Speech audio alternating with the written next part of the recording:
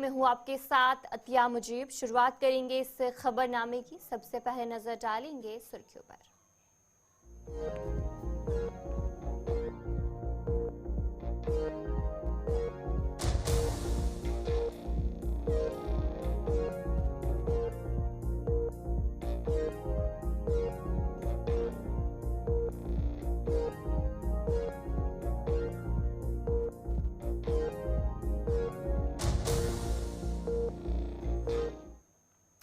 तो चले ये थी कुछ खबरें और दीगर खबरों की तरफ भी रुख करेंगे, जहां पर शुरुआत करेंगे एक बड़ी खबर के साथ लोकसभा के हवाले से, जहां पर लोकसभा में आज चौथे रोज भी हंगामा देखने को मिला। लगातार लोकसभा जब शुरुआत होता है तो हर दिन देखने को मिलता है कि कार्रवाई के दौरान जो हंगामा है अपोजिशन की तरफ से देखने को मिलता है, और आज चौथे रोज भी ये हंगामा देखने को मिला।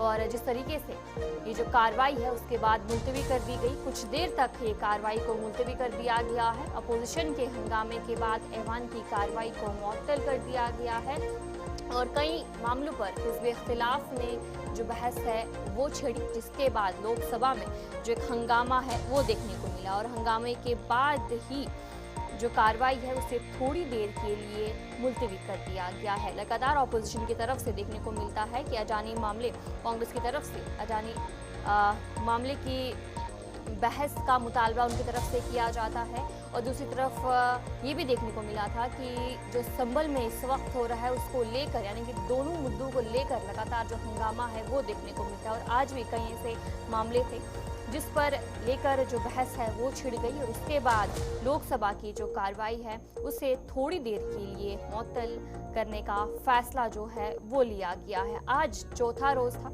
लोकसभा का, और आज सुबह ही जब लोकसभा की कार्रवाई शुरू होते ही बहस छिड़ गई और थोड़ी देर के लिए इसे फिलहाल कार्रवाई को रोकना पड़ा है। अपोजिशन की तरफ से जो हंगामा है ऐवान में देखने को मिला, और इस कार्रवाई को फिलहाल थोड़ी देर के लिए मुअत्तल कर दिया गया है।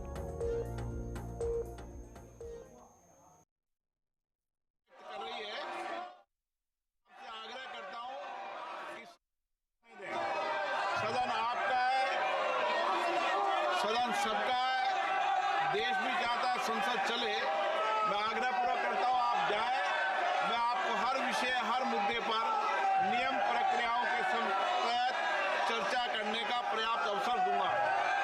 सदन की कार्रवाई आज 12 बजे तक के लिए स्थगित की जाती है।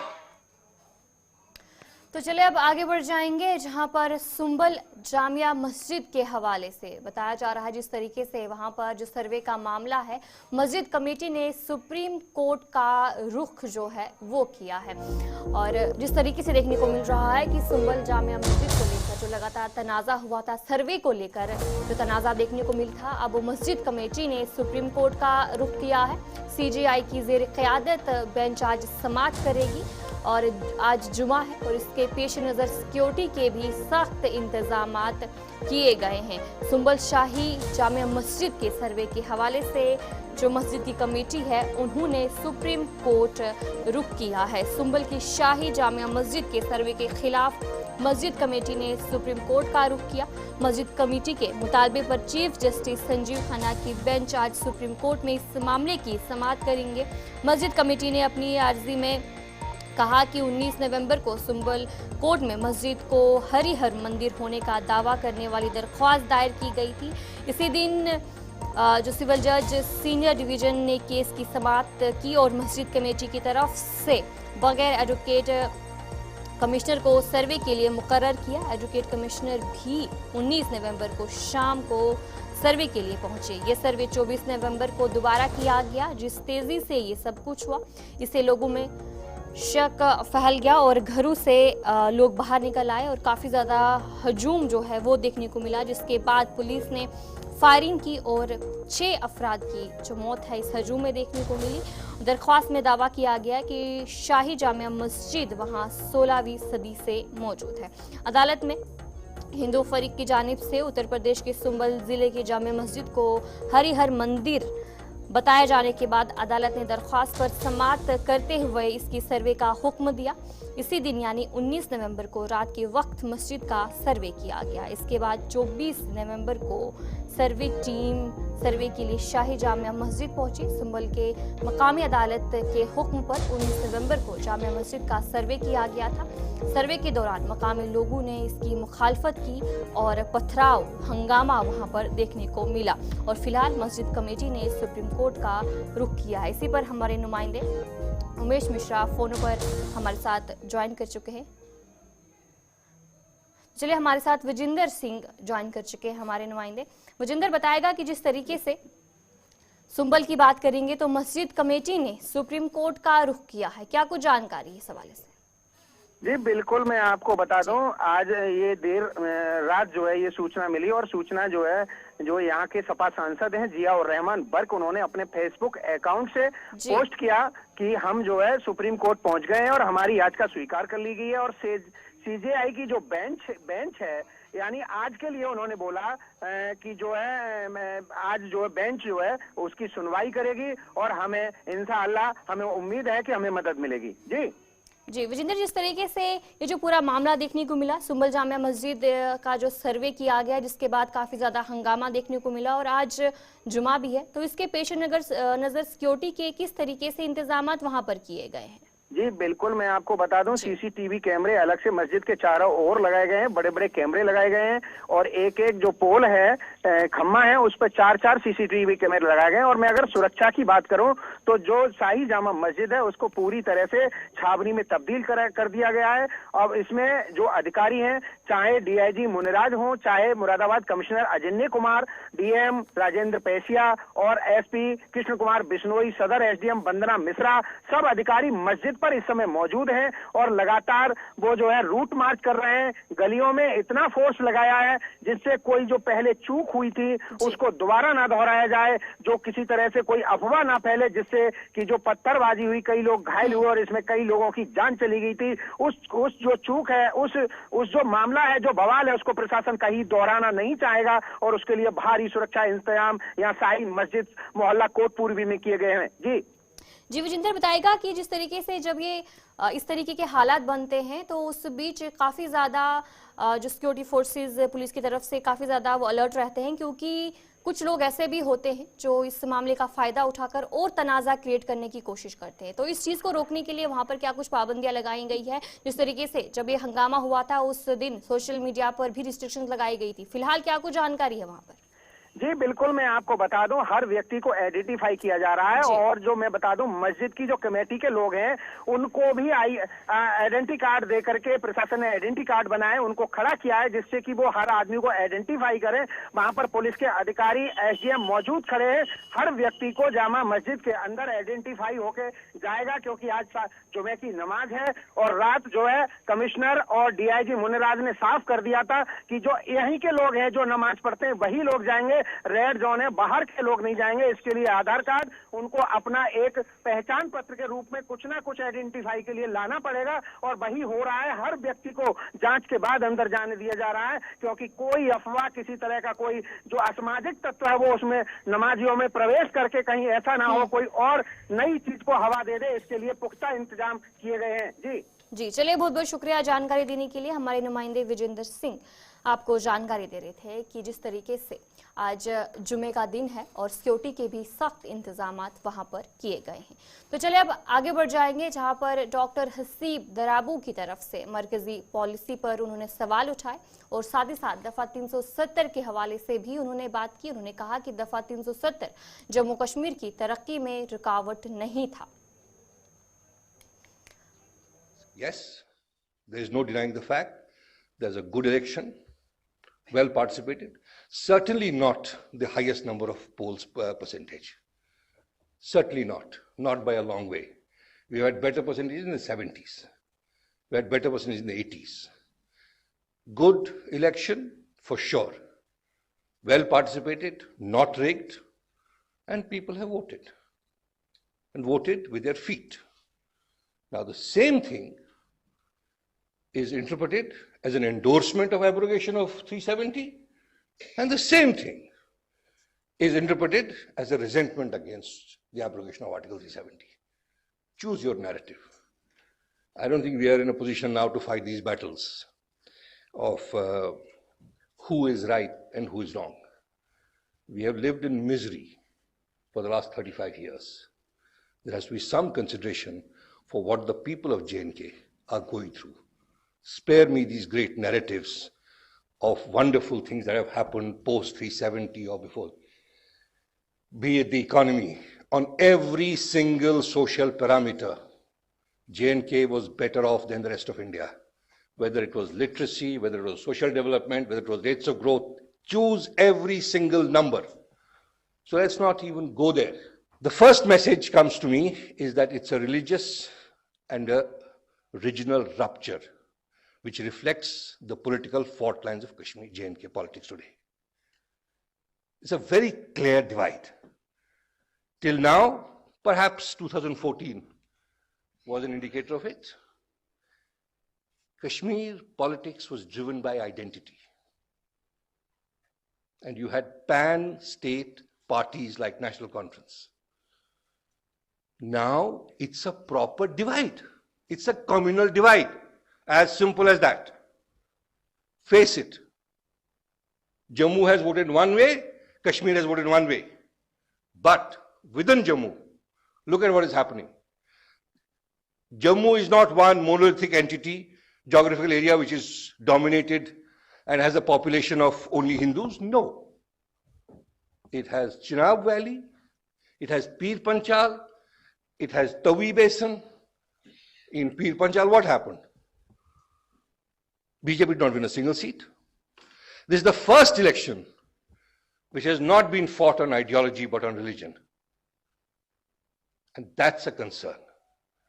To my mind, the biggest message coming out of this election is you're not very far from having to split the state into two, or a UT as you may call it, a bifurcation. When the August 2019 initiative was taken of abrogation, but the real damage and the real messages that come through are very different. 370 is optics. A resolution was passed. There is no legal force in the region, as the Supreme Court said in a judgment in 2020, that there is no force of law on a resolution passed by an assembly when the parliament has had its say, especially after it has gone for judicial scrutiny, which it has approved by the Supreme Court. But it is a political system. You want to do messaging. Nothing wrong with that. But what are the core issues? Again, I go back to these messages. The message of the election is not coming through from what happened on the day of voting. Yes, I agree. There was no attacks, nothing. You have created a parallel system of district assemblies, which doesn't exist anywhere in India. What are these DDCs? How are they being elected on an adult franchise? It's not provided for in the Constitution of India. What have you done? You have this assembly, which is now being created after whatever time, and under it there are these 28 assemblies who are voted by the same people. I was a member of the Legislative Assembly of Jammu and Kashmir from 2015 to 2018, from a constituency called Rajpura. Today there are 14 DDC members there. So I wrote long back that it's a senior MLA, senior punch and junior MLA. Today the MLA of Rajpura, who is from National Conference, shares his powers with 14 people. That is the destruction of democracy. Why is that not happening in UP? How is it that there is no DDC in Gujarat? You have disempowered the Assembly of Jammu and Kashmir not by 370, but by creating structures that are violative of the Constitution of India. तो चले अब आगे बढ़ जाएंगे, जहां पर पुंछ से एक खबर सामने आ रही है। मनकोट सेक्टर में जो खुफिया ठिकाना है उसका इंकशाफ हुआ है। मिलिटेंट की पनाहगाह को तबाह किया गया है। पुंछ से आपको ये बड़ी खबर बता रहे हैं, जहां पर मनकोट सेक्टर में मिलिटेंटों का एक पनाहगाह है उसे तबाह किया गया है और जहां पर बताया जा रहा है कि मलबे से कुछ पटाखे भी बरामद हुए हैं। सर्च ऑपरेशन के दौरान सिक्योरिटी फोर्सेस की तरफ से जो ये कार्रवाई है वो की गई है। पुंछ के मनकोट सेक्टर की बात करेंगे तो वहां से ये जानकारी सामने आई है, जहां पर सिक्योरिटी फोर्सेस की तरफ से वहां पर सर्च ऑपरेशन किया गया था और उसके बाद ये जो खुफिया ठिकाना है इसका इंकशाफ हुआ था और जिसके बाद इस ठिकाने को तबाह किया गया और इसमें बताया जा रहा है कि मलबे से कुछ पटाखे भी बरामद किए गए हैं सिक्योरिटी फोर्सेस की तरफ से। मनकोट सेक्टर में इस ठिकाने का पर्दाफाश किया गया है, जहां पर कुछ मौत भी बरामद किया गया है। ये बताया जा रहा है कि सिक्योरिटी फोर्सेस ने मनकोट सेक्टर में सर्च ऑपरेशन किया, जिसके बाद वहां पर इस ठिकाने का जो पता है सिक्योरिटी फोर्सेस को चला और वहां से काफी ज्यादा चीजें जो हैं वो बरामद की गई हैं, जिसमें मलबे से पटाखे भी बरामद किए गए हैं। जहां पर सर्च ऑपरेशन के दौरान बताया गया कि कुछ सामान वहां से बरामद हुआ है, इसमें से बैटरी भी बरामद हुई है, 2 कम्बल और खाने पीने का सामान भी बरामद हुआ है। और इसी पर हमारे साथ हमारे नुमाइंदे जमशीद मलिक ज्वाइन कर चुके हैं। जमशीद, बताएगा क्या कुछ जानकारी है इस वक्त?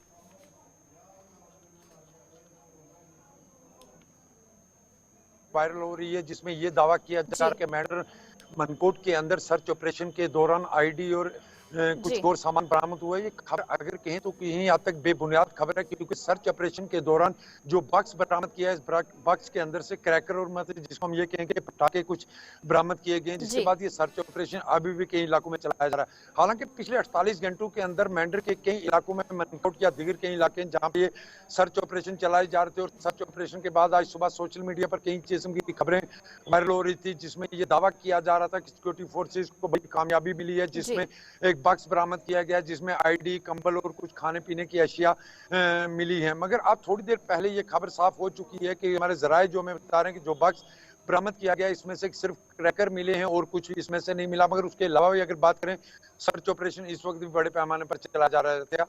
जमशेद, जहां पर इस तरीके से आपने कहा कि शुरुआत में बताया जा रहा था कि वहां से खाने पीने का सामान भी बरामद हुआ है, कम्बल भी बरामद हुआ है, बैटरी की बात भी सामने आ रही थी, तो क्या वहां से सिर्फ पटाखे बरामद हुए हैं? इसके अलावा क्या कुछ चीजें वहां से मिली हैं?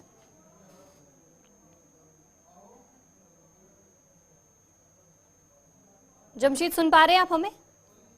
जी जी अतिया, आपकी आवाज कम आ रही है मुझे। जी जमशेद, जहां पर जिस तरीके से आपने भी कहा कि वहां से पटाखे बरामद हुए हैं, जहां पर शुरुआत में कहा गया था कि कुछ बैटरी भी वहां से बरामद की गई है, कंबल भी है, वहां खाने पीने का सामान भी है, तो क्या सिर्फ पटाखे ही वहां से बरामद किए गए? इसके अलावा कोई चीज सामने आई है वहां पर?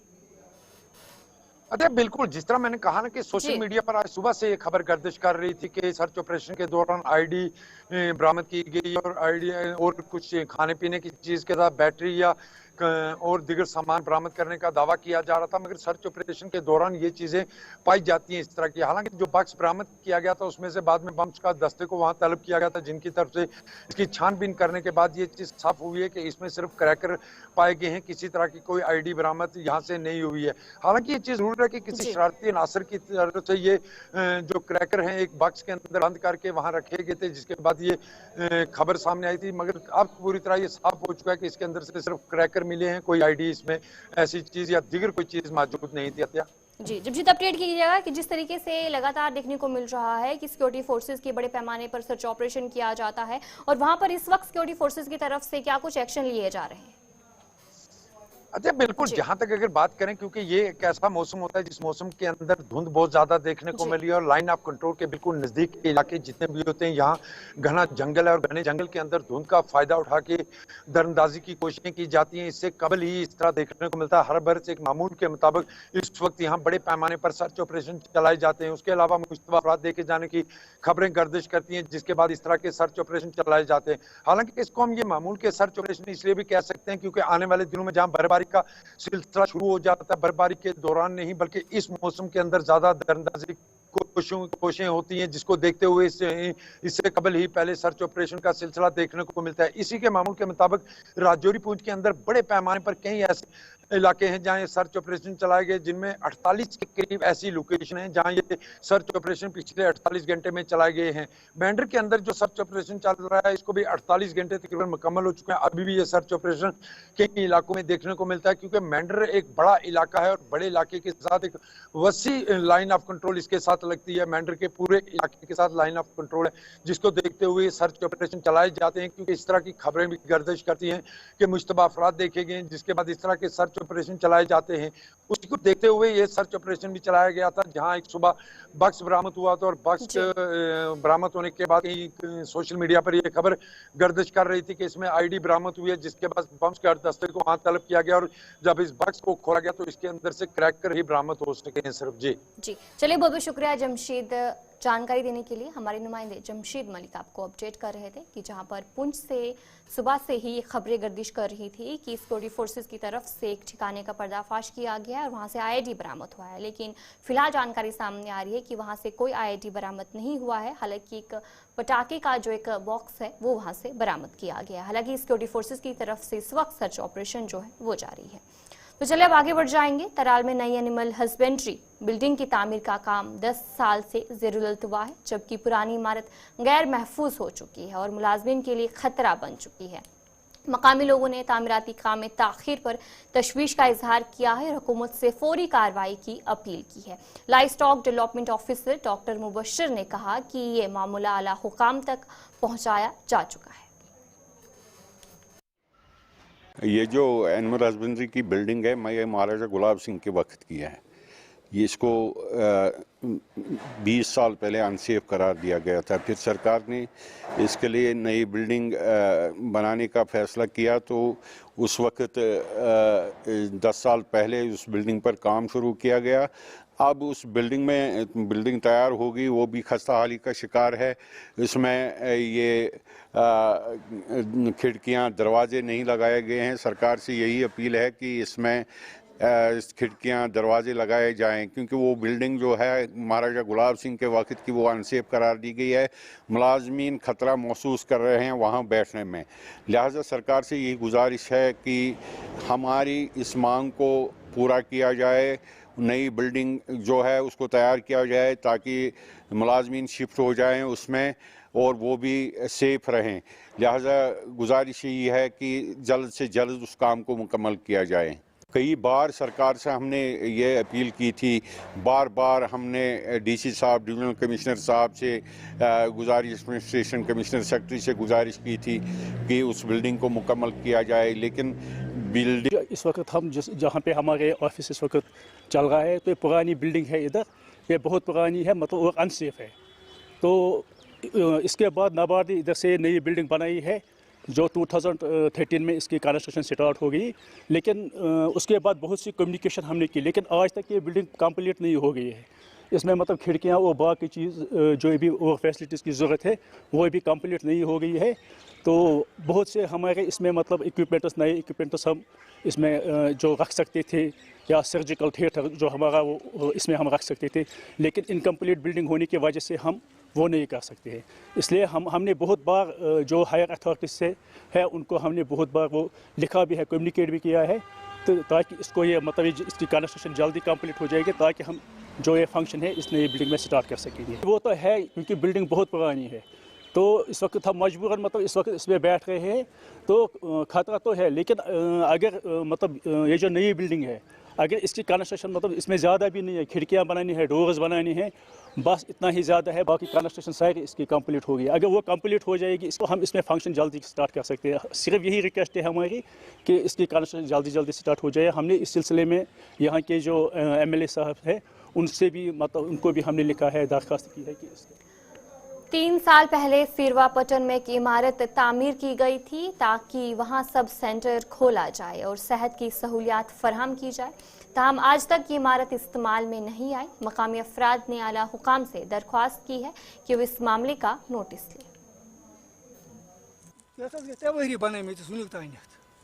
गए पे आयत मज मज वो हफ्तस मज एक दह पगह तैयार वह कल वह बिहानस पे बेटिस 3 वर्यन मज कहें पे गाँव वाल रश बचरायास शीश वीश तो शुरो वुरो ना मकलोमुत, मगर अत गई पे सनाया यीच रोपये लगित कहें रुपये लजमत गुज्ज अच्छा बसान पोंश जाय गसान यदि पत यूज ये आव कह पे गो यह पोस गो ना जाय अमिस न थवन बेहतर अत यह अमिस न थवन बेहतर अगर बदल जाय अमिस कर ना 5 10 गामन मज वनस यह हस्पताल जबरदस्त प्रॉब्लम अमिच अगर तुम वो गाँव वाल तान ये वारिया लट करे वन डिपार्टमेंट वाले वन पत् आया एक दो जमात तो तमो तुल इथे पे मोबाइल में तुझे 5 8 नफर दोक वह बेमो हफ्तस मज बे दो बेमो हफ्तस मज अस दोपन हफ्तस मज क्या फायदे नफर बिहन बह पे आय ना कहें सोन गुजारिश अगर वात हाकमन तान बेहनस अत मन दोक वह पावर वह आब तह आब आब वनकन चलान